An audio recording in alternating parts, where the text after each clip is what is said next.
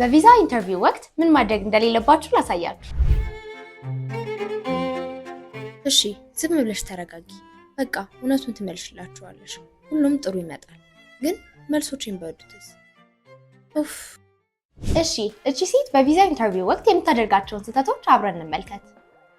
ለምን ዩኤስኤ ውስጥ ማጥናት ፈለግሽ? ሁሌም አሜሪካ መሄድ ፈልግ ነበር። ከልጅነቴ ጀምሮ የሆሊውድ ፊልሞችን አይ ነበረ። አሜሪካ ለኔ አስደናቂ ሀገር ናት። እዚህ ደግሞ ብዙም የስራ እድል ስለሌለ እዛ ሄጄ የተሻለ ህይወት ይኖረኛል ብዬ አስባለሁ። ተመልከቱ። የመጀመሪያው ስህተት በጣም አላስፈላጊ መረጃዎችን መዘርዘሯ ነው። ሁለተኛው ደግሞ ወደ ሀገር አለመመለሷን መናገሯ ነው።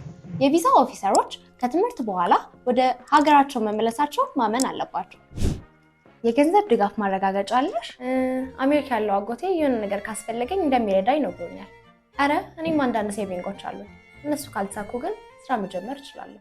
ሌላው ስህተት ቪዛው ስራ የማይፈቅድ ከሆነ በጭራሽ ስለ ስራ እንዳወሩ። ሁል ጊዜም ግልጽ የሆነ የገንዘብ ማረጋገጫ ይኖሩት። እነሱም የትምህርት ክፍያ፣ ሊቪንግ ኮስት እና አስፈላጊ ከሆነ ስፖንሰሩን ያዘጋጁ። ሁሌም ዝግጁ ይሁኑ። ከግራጁዌሽን በኋላ እቅድሽ ምንድን ነው? እስካሁን አላወኩም፣ ግን አሜሪካ ስራ ካገኘው መቆየት እፈልጋለሁ። ካልሆነ ግን እመለሳለሁ ብዬ አስባለሁ።